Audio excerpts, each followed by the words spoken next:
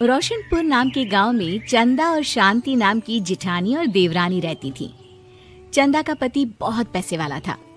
उनके पास किसी भी चीज की कोई कमी नहीं थी और उसके विपरीत शांति का पति बहुत ही गरीब और नशेड़ी था।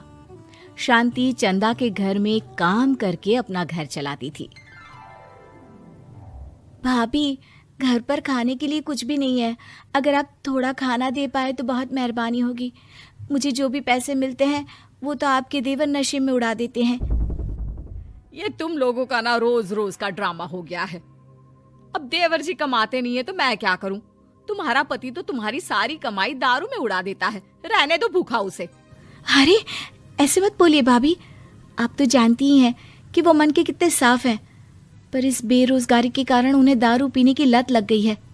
अरे अपना ये रोना गाना बाद में कर लेना, पहले काम निपटा ले घर का। मेरा और टाइम खराब ना कर। जा गेहूं पीस ले, फिर तुझे कपड़े भी धोने हैं। शांति रसोई घर में जाकर गेहूं पीसने लगती है। पीसते पीसते कुछ गेहूं वहां कपड़ों में गिर जाते हैं, जिसे देखकर उसके दिमाग में एक आइडिया आता है। क्यों ना ऐसे ही थोड़े गेहूं मैं अपने पल्लू में बांधकर घर ले जाऊं, फिर एक बर्तन में जमा कर लूंगी और उसे पीसकर रोटी बना लूंगी। कुछ दिन तो ऐसे ही चलता रहा, मगर फिर एक दिन चंदा ने शांति को ऐसा करते हुए देख लिया। अरे पहले तो मुझे लगा तुम लोग बस गरीब हो, पर तुम लोग तो चोर भी हो। चोरनी कहीं की। मुझे तो लगता था तू गेहूं पिसती है, पर तू तो अपने पल्लू में गेहूं छुपा कर ले जाती है। निकल मेरे घर से। मुझे माफ कर दो भाभी, हमारे पास खाने के लिए एक दाना तक नहीं था, इसलिए मुझे ये सब करना पड़ा। अरे तुम लोग मेरे रिश्तेदार हो, इसीलिए दया कर कर तुझे मैंने अपने घर पे काम पर रख लिया, पर तू और तेरा पति हमारे खानदान का नाम मिट्टी में मिलाने पर उतारू हो चुके हैं। आपको मुझे जितनी गालियां देनी है दीजिए, मारना है तो मार भी लीजिए भाभी, पर मुझे काम से मत निकालिए। परिवार की बात है, वरना कोई और ऐसा काम करता ना तो धक्के मार कर कब से घर का बाहर निकाल दिया होता। रोते रोते शांति अपने घर चली जाती है, जहाँ उसका नशेड़ी पति कहता है, अरे कहाँ रह गई थी कामचोर? इतनी देर क्यों कर दी?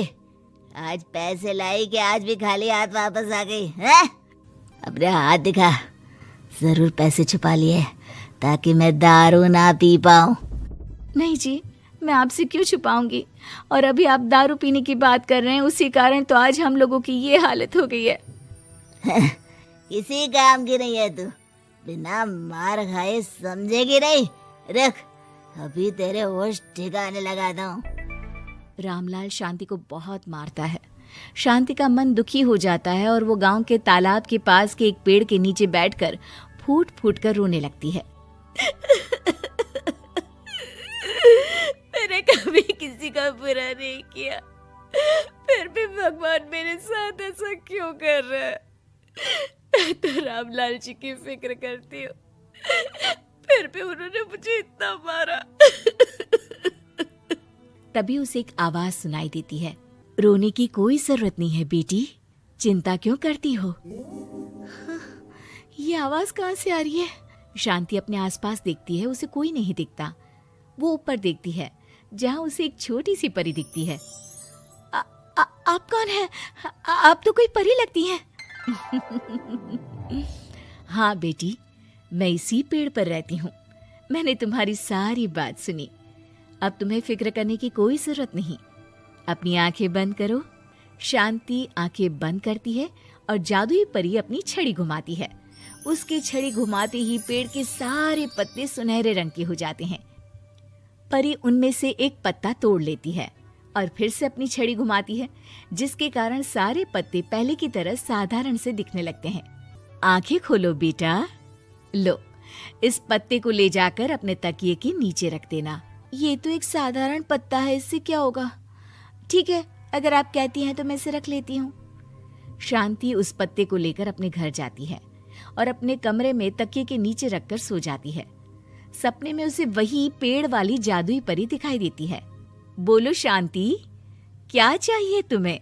मैं चाहती हूँ हम बहुत अमीर हो जाए और मेरे पति नशा करना छोड़ दे, उन्हें कोई काम भी मिल जाए।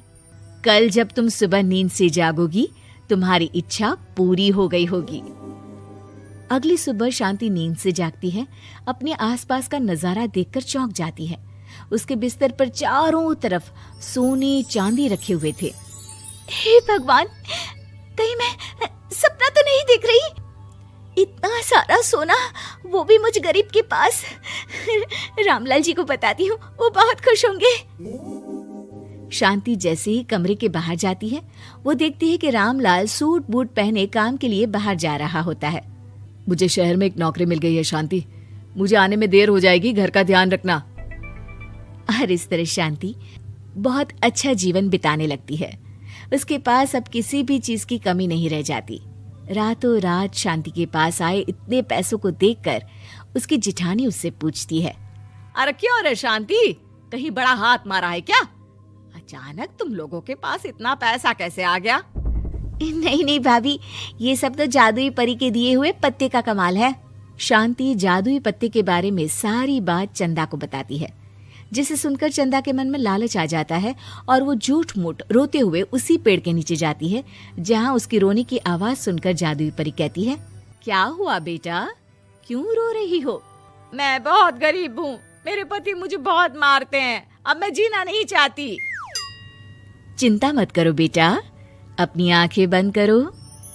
जादुई परी चंदा को भी उसी पेड़ का एक पत्ता देती है और तकिए के नीचे रखने को कहती है। चंदा उस पत्ते को लाकर अपने तकिए के नीचे रख लेती है और अगली सुबह जब उठती है तो उसके कमरे में चारों तरफ सांप बिच्छू रहते हैं। अरे बचाओ बचाओ, कोई मुझे बचाओ, ये कैसा पत्ता है जिसे लाने के बाद उस गरीब शांति के पास तो इतना सारा सोना आ गया, और मेरे चारों तरफ ये सांप बिच्छू, अरे कोई बचाओ। चंदा अपनी जान बचाती हुई शांति के पास जाती है।